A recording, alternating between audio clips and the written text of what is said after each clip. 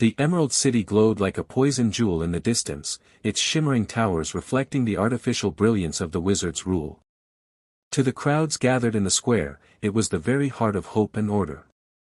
But to Elphaba, watching from the shadows of a jagged cliffside, it looked like rock gilded in emerald light. Her breath was shallow, her pulse quick, her skin prickling beneath her cloak.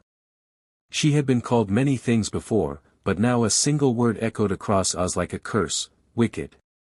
It wasn't just a label, it had become a sentence. Mothers whispered it as a threat to their children if they misbehaved. Men carved it into tavern walls with knives. And on every corner, new posters bloomed like mold, her face inked in black, green skin exaggerated, eyes twisted into something monstrous. Wanted. Witch. Dangerous. Glinda's smile adorned the same posters, pristine and glittering, her hand raised in blessing. The Good Witch of the North, the people called her, their darling. Elphaba's throat tightened at the sight. The same girl who had once laughed with her in candlelit dormitories, whispered secrets into the night, held her hand when loneliness threatened to consume her, now stood as the wizard's weapon. Their friendship had become a ghost, and like all ghosts, it haunted. The wind clawed at Elphaba's cloak as she descended from the ridge into the forest below. Even the trees seemed to recoil at her presence, branches creaking, leaves shivering in her wake. Rumors said the wicked witch carried shadows with her wherever she walked, that the air thickened, the ground soured. She wished it weren't true, but she had seen animals scatter, plants wither, the world turn silent as she approached. The magic she once wielded to heal and protect had grown darker, sharper, like shards of glass embedded in her veins. She reached a clearing, moonlight dripping down like pale blood through the branches. A rabbit darted across the undergrowth but froze when it met her gaze.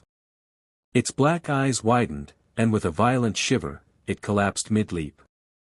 Elphaba staggered back, bile rising in her throat. She had meant no harm. She never meant harm. But harm followed her like a shadow she could not escape. Meanwhile, the Emerald City pulsed with celebration. Inside the grand hall, Glinda stood before a sea of citizens, her gown a cloud of white, diamonds stitched into every fold so she shimmered like a living star. The wizard's propaganda machine churned around her, every spotlight, every carefully written speech feeding the myth that she was salvation incarnate. Her lips curved into a smile, but behind the gloss her thoughts cracked and fractured. She saw the crowd not as adoring faces but as open mouths, hungry, demanding, insatiable. She gave them what they wanted because it was easier than giving them the truth. She had once loved Elphaba, not romantically, but in the way two souls sometimes intertwine despite their differences. That bond had been stronger than fame, stronger than fear. But now it was severed, and every day she stood on this stage, she felt the phantom pain of it. When she raised her hand in blessing, she almost expected to see green fingers twined with her own. But there was only her, alone, beneath the lights. That night, when the cheering had faded into silence, Glinda sat before her mirror. Her reflection glowed back at her, perfect and untouchable, but she no longer recognized the girl who stared. She heard Madame Morrible's voice in the back of her mind, oily and persuasive, "The people love you. Give them what they need, and you will never be forgotten." But at what cost? Glinda pressed trembling fingers to her chest. A name pulsed there like a wound, Elphaba. Back in the woods, Elphaba collapsed beside a stagnant pool. Her hands trembled as she opened her spellbook, its pages whispering secrets too heavy for mortal tongues. The words clawed at her eyes, seared her mind. She had begun with noble intentions, animal rights, justice, freedom, but every spell she cast twisted into something grotesque. She traced her reflection in the water, green skin fractured by ripples. Her face had become unrecognizable, her eyes dark wells of grief. "They call me wicked," she whispered, voice breaking. "Maybe they're right." The forest stirred at her words, the trees groaning, shadows curling closer.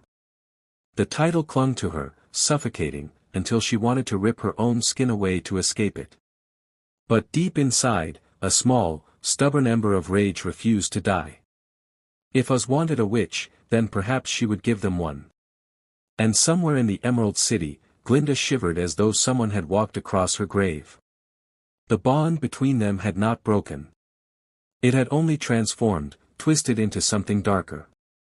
And both of them, in their separate prisons, could feel it tightening around their throats. The friendship was dead. But its ghost was very much alive. The posters multiplied like a plague. Overnight, walls were plastered with Elphaba's face, her eyes exaggerated into pits of black hatred, her teeth fanged, her features stretched into something feral. Children pointed and laughed, mothers clutched them tighter, fathers spat curses into the dirt. The wizard's hand reached everywhere, his smear campaign suffocating every street, every corner, every whispered conversation. In the heart of the Emerald City, Madame Morrible sat in her chamber, her voice as thick and sweet as spoiled honey. She directed scribes and printers with a wave of her jeweled fingers, dictating every word, every headline, every lie. Wicked Witch of the West terrorizes innocent citizens. Be vigilant, her spells corrupt even the purest soul. Trust in Glinda, your savior, your shining star. Each phrase was another nail hammered into Elphaba's coffin.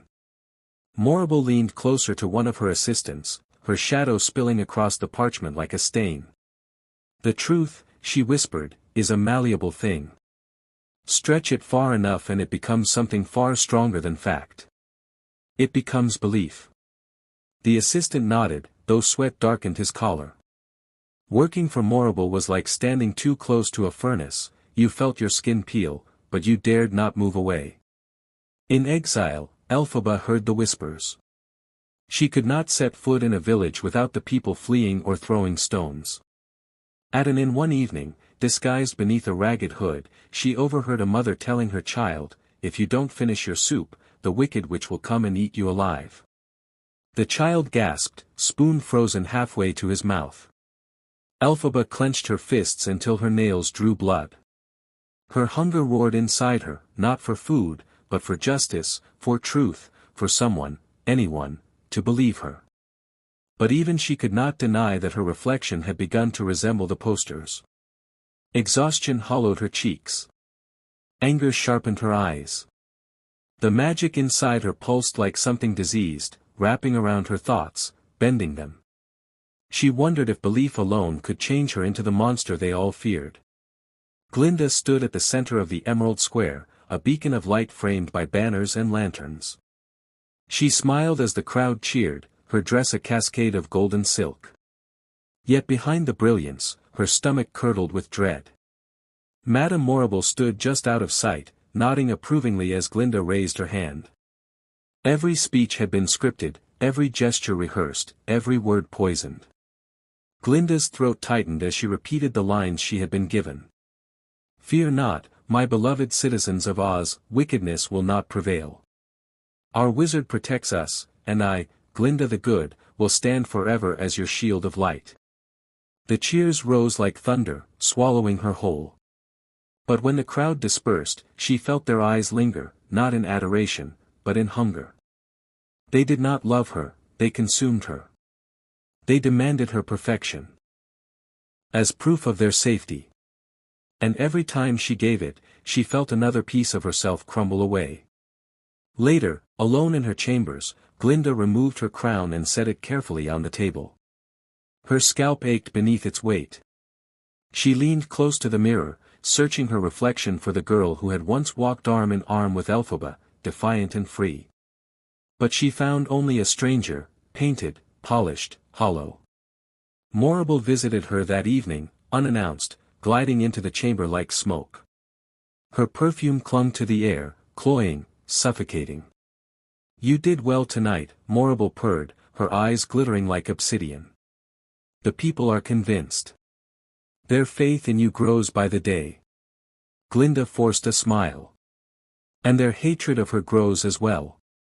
"Exactly," Morrible cooed, pressing a jeweled hand to Glinda's shoulder. "Division is the truest form of control. They must fear her to worship you. Two sides of the same coin. Without wicked, there can be no good."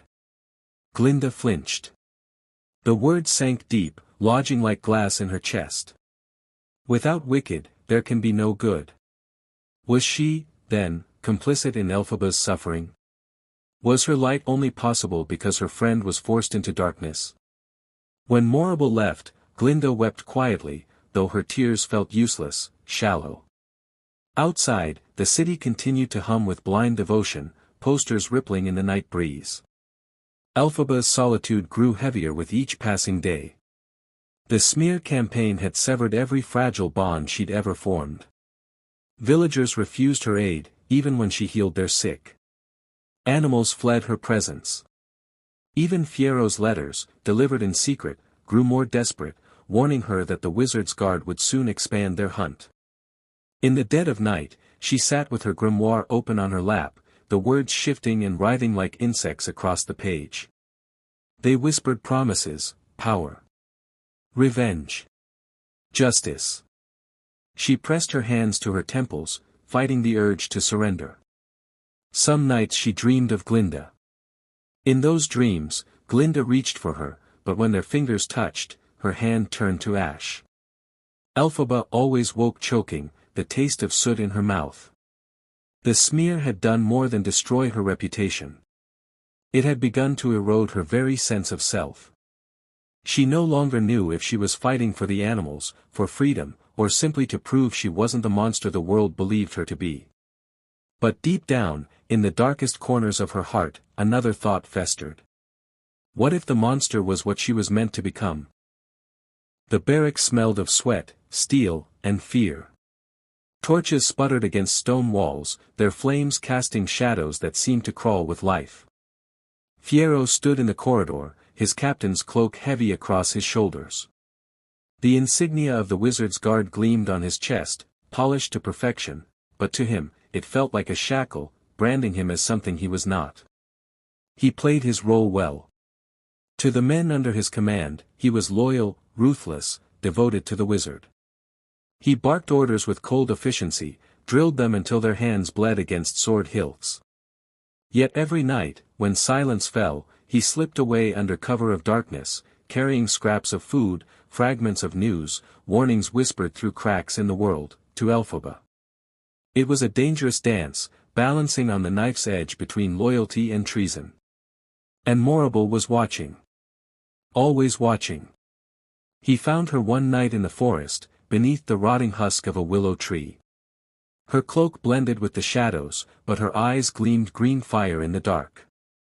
"You shouldn't have come," Elphaba hissed, scanning the trees as if the leaves themselves might betray her.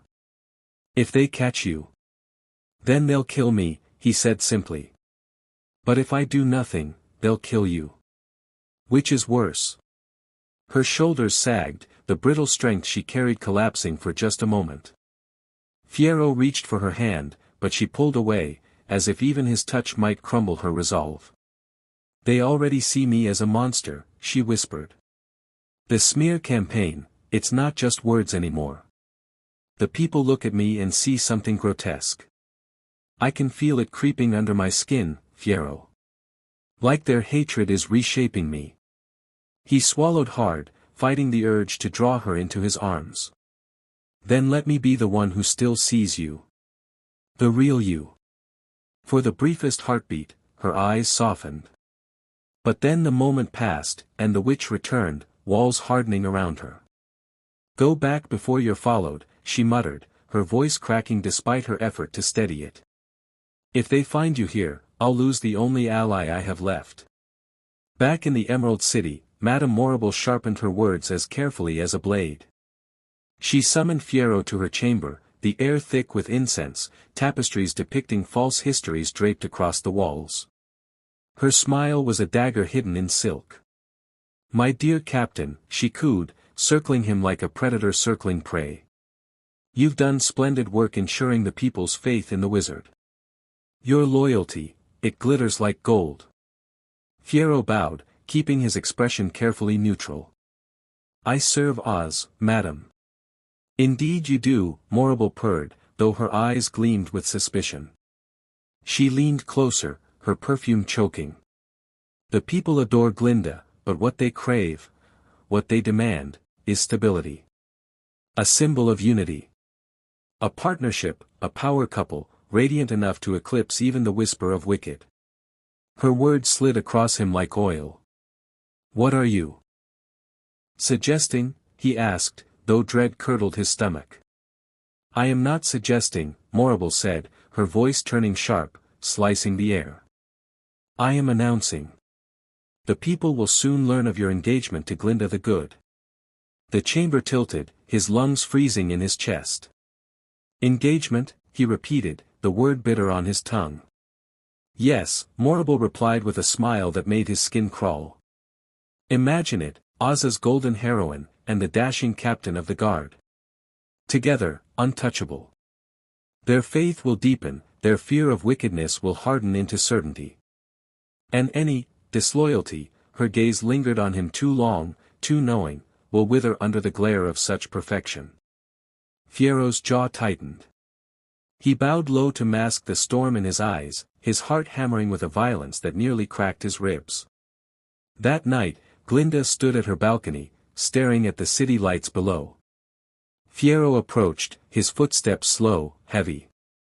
She turned, her smile trembling. They've told me, she whispered, voice fragile. Morrible, the engagement. Silence stretched between them like a noose.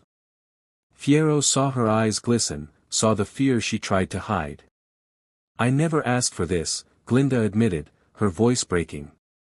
But if I refuse, I'll lose everything, my place, my influence, the tiny bit of power I still have to protect anyone.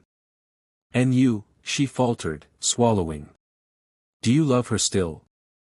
The unspoken name, Elphaba, hung between them, a shadow darker than night. Fiero clenched his fists, nails digging deep into his palms. He wanted to shout the truth, to scream it into the open air. Instead, he whispered, yes. Glinda's breath hitched, her shoulders trembling. A sob clawed at her throat, but she forced it down, painted over her pain with a brittle smile. Then we must play our parts, she said softly, though her eyes were hollow. For the good of Oz. In the forest, Elphaba dreamed again of fire. She saw Fiero in chains, Glinda beside him, both crowned in gold, both glowing while she burned. The wizard's face loomed above, laughing, while the crowd chanted wicked, wicked, wicked. She awoke drenched in sweat, her grimoire whispering from where it lay open beside her. Its words curled like smoke into her ears. They are lost to you. They belong to him. Only power will keep them safe. And for the first time, Elphaba wondered if the book was right. Munchkinland was supposed to be Nessaros's kingdom of belonging, a place where she could finally step out of Elphaba's shadow. Instead, it became a prison of whispers. The Munchkins bowed when she passed, but their eyes slid away, their mouths tight with hidden contempt. They obeyed, yes, but obedience laced with resentment is not loyalty. Nessaros felt it every moment, gnawing at her, biting through the fragile shell of her authority. And in that emptiness, one face consumed her thoughts, Bok. The Munchkin boy had once been kind, dutiful, almost too eager to please. He had looked at her not with pity, but with something warmer, something she had mistaken for affection. But now, when she summoned him to her side, she caught the flicker of dread in his eyes. His smile was strained, his hands restless. She could not bear it. If love would not come willingly, she would bind it with magic. The governor's mansion loomed over Munchkinland like a mausoleum. Inside, Nessaros pored over Elphaba's old spellbook, its words writhing across the page, tempting, insistent. She had stolen it during her sister's exile, clutching it to her chest as though it were a lifeline. Love me, she whispered, her voice raw. Just love me. Bok stood across the chamber, wringing his hat in his hands. His chest rose and fell in nervous jerks, sweat glistening at his temples. Governor, he stammered, I think it best if I return to my duties. The fields. Stay, Nessaros snapped, her voice sharp enough to cut glass. Her chair creaked as she leaned forward, eyes burning with desperation. I need you, Bok. You are mine. Do you understand? Mine. He froze, caught between obedience and terror. His lips parted, but no words came. Nessarose raised the spellbook, her hands trembling. The words on the page slithered into her mind, twisting around her thoughts like vines. The room grew darker, shadows thickening, pressing against the walls. "Say you love me," she whispered again, though this time it was not a plea, it was a command. The spell surged from her lips like a scream, invisible threads lashing out, coiling around Bach's chest. He gasped, clutching at his heart, his eyes wide with panic. His breath came in ragged bursts, each one shorter than the last. Nessarose's hands shook. "No, no, I didn't mean." Bach collapsed, his body convulsing on the floor. His face turned a ghastly shade of blue, his fingers clawing at the air as though trying to grasp life itself. "Bach!" Nessarose shrieked, dragging herself from her chair, her useless legs scraping against the floor as she clawed toward him. "Stay with me. Please, please." But his heart was failing, the spell having twisted its rhythm into silence. Her own scream cracked the air as she fumbled through the spellbook, flipping pages with frantic, bloody fingers. Words blurred, but one incantation glared back at her, demanding, promising, "Replace what is lost." She did not hesitate. The magic tore through the chamber, shaking the very walls. Bach's body jerked as his chest split open, not with blood, but with the hollow clanging of metal forming where flesh once was. Bone warped, sinew snapped, organs shriveled into dust.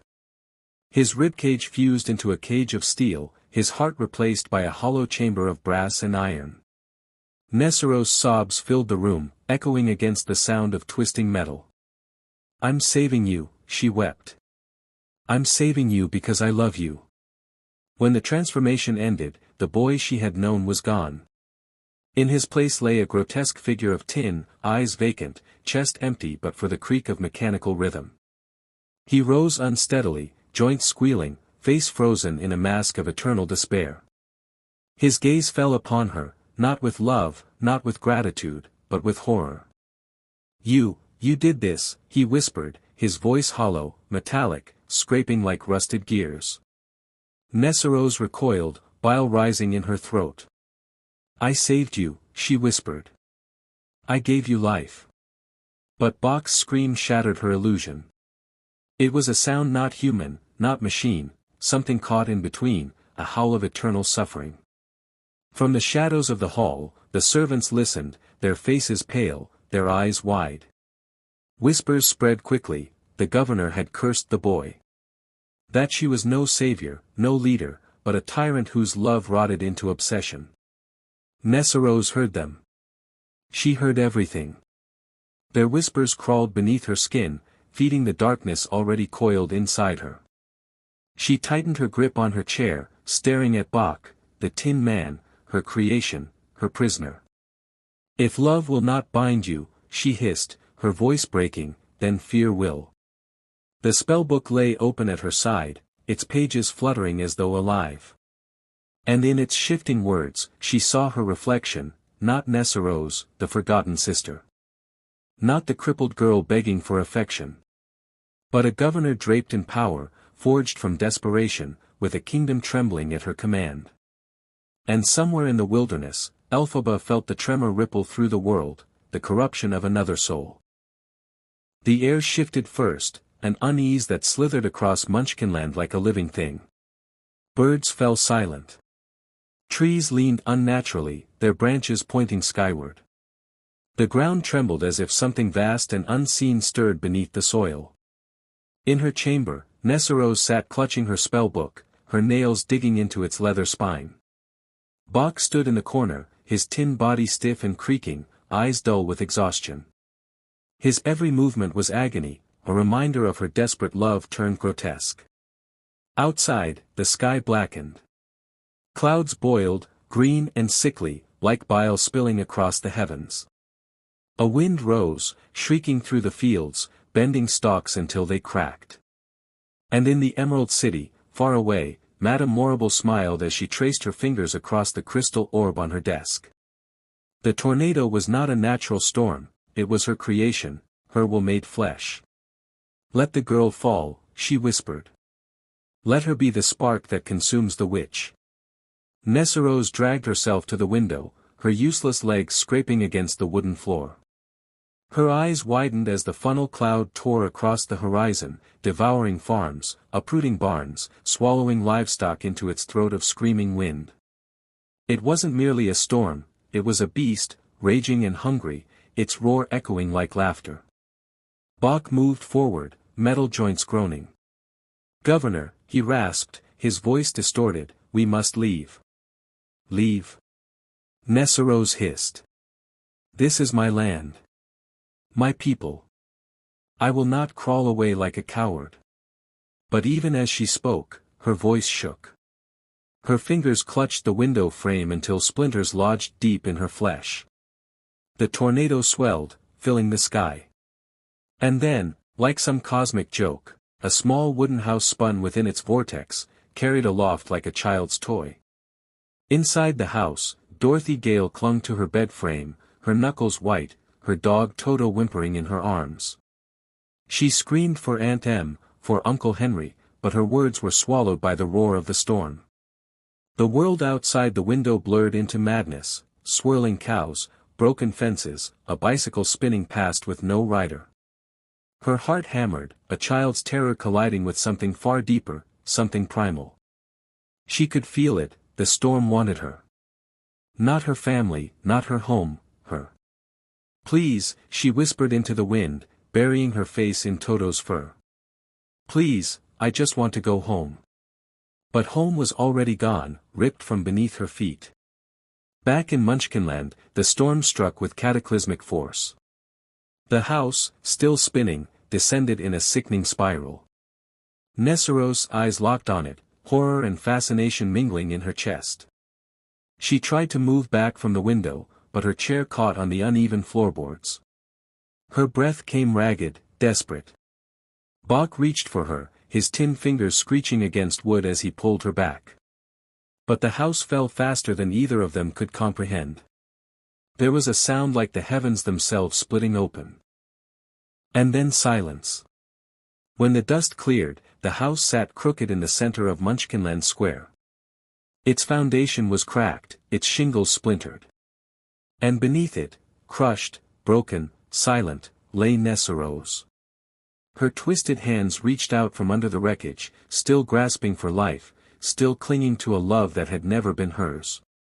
Bach stood frozen, his hollow chest clanging with echoes that weren't quite sobs. The Munchkins gathered in horror, their whispers swelling into gasps, then cheers, then something darker, relief. The door of the fallen house creaked open. Out stepped Dorothy Gale, trembling, wide-eyed, clutching Toto to her chest. She blinked against the strange light, her blue gingham dress torn and dust-streaked. The Munchkins fell to their knees. She's dead, one whispered. The Wicked Witch of the East is dead. Dorothy's lips parted. Wicked, witch. She looked toward the body pinned beneath her home, her stomach twisting violently. I didn't mean to hurt anyone. But their cheers drowned her words. They swarmed her, praising her, lifting her as though she were salvation itself. Dorothy stumbled under their adoration, her heart sinking. She had wanted safety. Instead, she had landed in a nightmare. Far away, Elphaba felt it, the death of her sister rippling through the very fabric of magic. The forest stilled around her. Her knees buckled as grief tore through her like fire, leaving her breathless, broken. Nessarose was gone. And in her place, only rage remained. In the Emerald City, Madame Morrible poured herself a glass of wine, savoring the taste as if it were blood. The tornado had done its work. Dorothy Gale had arrived. Every storm, she murmured, watching the crystal orb glow with shifting visions, is the beginning of something worse. Her reflection in the glass twisted, monstrous, triumphant. And somewhere in the distance, Elphaba raised her head, tears burning her cheeks, her voice cracking the night sky. They will pay. The news of Nesseros' death reached Elphaba not through whispers, not through letters, but through the jagged pull of blood-tied magic. It hit her like a blade to the chest. She fell to her knees in the blackened forest, the world tilting as a scream ripped from her throat, raw enough to peel her lungs. Her sister, her fragile, broken, foolish sister, was gone. Not in battle, not through sickness, but beneath a stranger's house. A random, meaningless accident. It was too cruel. Too senseless. Her grief boiled into rage. The trees around her bent away as her magic surged, twisting the roots, blackening the leaves. Lightning cracked across the sky though no storm brewed. The animals nearby fled, their shrieks echoing like accusations. Nesseros had been taken, and now Elphaba's restraint broke. In the Emerald City, Glinda stood at the balcony of the palace, her hair perfect, her gown shimmering. The crowd below roared with approval. On her feet gleamed the ruby slippers, Nesseros' final possession, seized by Morable's command, and paraded as a symbol of triumph. Glinda had not wanted them. She had whispered protests, her hands trembling as Morable pressed them upon her.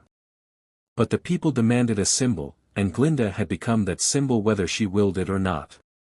Her smile wavered as she gazed down at the shoes. They glittered like blood.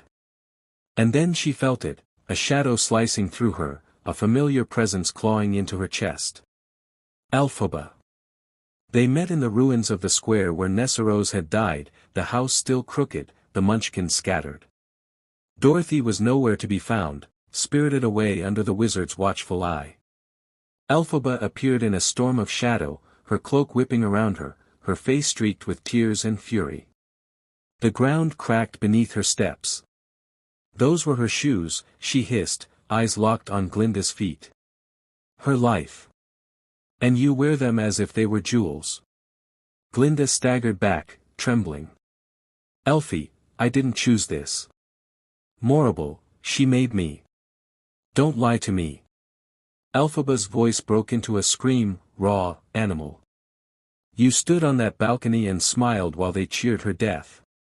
My sister's corpse hadn't even cooled, and you were already parading her remains like trophies. Glinda's breath caught, her own tears spilling. I am trying to survive, Elfie. You don't know what it's like, the pressure, the lies, the... You think you're suffering. Elphaba's hands curled into claws, the air around her vibrating with dangerous magic. You have fame. Adoration. A crown. I have nothing, nothing but ashes and screams. Fiyero arrived then, desperate, torn between them. He reached for Elphaba, his eyes pleading. Enough. Please, Elfie, don't let them twist you further. You're not what they say you are. You're not wicked. But Elphaba's grief had swallowed her whole. Her magic flared, spilling from her like black fire. She meant only to push him back, to keep him safe from the storm of her rage. Instead, the spell struck him. Fiyero convulsed, his body writhing in agony. His skin grayed, his flesh stretched, his bones hollowed.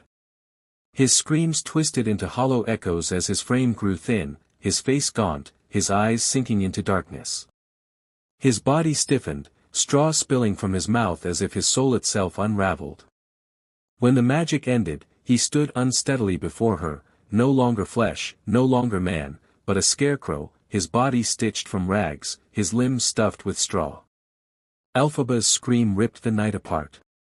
No, no, no, no, Fiyero, I didn't mean. She reached for him, but her hands passed through his patched chest, her fingers grasping straw instead of flesh. The scarecrow's eyes, still his, still haunted, looked at her with sorrow, with love, with pain too deep for words. You've turned me into what they feared, he whispered, voice rasping like wine through a field. Glinda sank to the ground, covering her mouth, her sobs muffled. She had never seen Elphaba so undone, so shattered. And yet, beneath the grief, beneath the horror, she saw something else blooming in her friend's eyes. Resolve. Elphaba rose, her cloak snapping like wings. She looked at Glinda, her voice low, steady, no longer breaking. They call me wicked. They've taken everything, my sister, my love, my name. If they want a villain, then I will give them one. I will wear wicked-like armor. I will make them choke on it. Her gaze burned into Glinda's soul. And you will shine as their good witch, their perfect savior. That's the way it must be. Glinda shook her head, choking on her sobs. No, please, Elfie, don't do this. We can still. But Elphaba was already gone, swallowed into shadow, her laughter hollow and broken. And Glinda was left kneeling in the ruins, clutching the slippers that cut into her feet like blades, whispering her friend's name into the night. Elphaba had not died. She had been born anew. Wicked. The mob came like a living storm. Their torches painted the sky in strokes of fire, their voices a roar of hatred that shook the crumbling walls of Kiamoko. Wicked. Witch. Burn her. Melt her. Elphaba stood in the tower, her green skin illuminated by the flames below. She had never feared death. What she feared was the emptiness, the silence that would follow if she vanished without leaving something behind. They had taken her name, her family, her love. All she had left was the shadow they had painted her into. Glinda was there, trembling at the door, her gown torn, her crown crooked. Her eyes brimmed with tears that refused to fall. They'll kill you, she whispered. Then let them, Elphaba replied. Her voice carried a strange calm, almost tender. It will give them peace. They'll believe their monster is gone. They'll believe in you. Glinda's throat tightened. But I don't want peace bought with your blood. I don't want to stand alone as their lie. Elphaba stepped closer, her hands trembling as they brushed against Glinda's. For a fleeting moment, it was as if time bent, and they were back at Shiz, two young girls clutching books, dreaming of futures that would never come. You don't get to choose, Elphaba said softly. This is the only way. Let them see me burn, let them believe I've melted. And then you will shine so brightly that they'll forget the shadows. That's what we always wanted, wasn't it? To make the world better. Only now, it will be your world, not mine. Glinda broke then, sobbing into Elphaba's chest, clutching her like a child. I love you, Elfie, she whispered. I always have. I always will. Elphaba's eyes closed, her tears tracing green streaks down her face. For good, she murmured. The mob broke into the tower. Their footsteps thundered like war drums. Elphaba stood tall, raising her arms in defiance. Wicked witch, they screamed. Burn her. Melt her. She turned to Glinda one final time. Their eyes locked, an unspoken vow passing between them. And then Elphaba vanished into shadow, slipping into the trapdoor that led below, leaving behind only her cloak and her black hat. Glinda screamed as the bucket of water was hurled. It splashed across the floor, soaking the cloak, steaming against the stones. The crowd gasped, then erupted in triumph. She's dead, they howled. The witch is dead. Glinda sank to her knees, clutching the hat, her sobs drowned by the chorus of celebration. To them, it was the end of Wicked. To her, it was the loss of her heart. Later, in the silent ruins of the tower, Glinda found the grimoire, the Book of Shadows Elphaba had guarded with her life. Its pages whispered as if alive, the ink shifting under her touch. And in its depths, she found a secret she was never meant to know.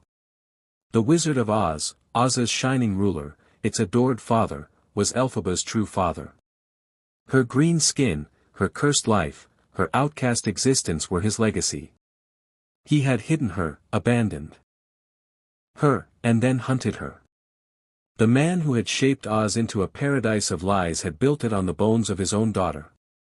Glinda's scream tore through the empty halls. It was not a scream of fear, but of rage. Rage so deep it tasted like blood. The Emerald City saw a new dawn. Glinda the Good, haloed in light, stood before the crowd. Her voice did not tremble. "The wizard is banished," she declared. "His lies are ended. Madame Morrible is imprisoned. Oz will never again be ruled by fear." The people cheered, their faith in her unshaken. But inside, Glinda felt only hollowness. Every smile she offered was a mask. Every word of hope was a blade twisting deeper into her soul. She had become the good witch. But goodness had cost her everything. Beneath the earth, in the shadows of the ruined tower, a figure stirred. Elphaba emerged, her cloak heavy, her face pale, but alive. Fiyero was waiting, no longer a prince, but a scarecrow, his straw-stuffed form moving with painful awkwardness. When she saw him, her breath broke, and she collapsed into his arms of burlap and thread. He whispered her name with the voice she had feared lost forever. They would leave Oz together, nameless, faceless, forgotten. They would carry their curse beyond the emerald walls, into lands where wicked and good meant nothing. But Glinda would remain. She would shoulder the crown, the lies, the endless weight of hope. She would never speak Elphaba's name again, never reveal the truth. But in her heart, the green girl lived, whispering in every silence. They had not been enemies. They had been more than friends. They had been pieces of each other, torn apart by the world, stitched together by love, and broken by fate. And though the world would never know, though the songs of Oz would paint one as wicked and the other as good, they had changed each other. Forever. For good.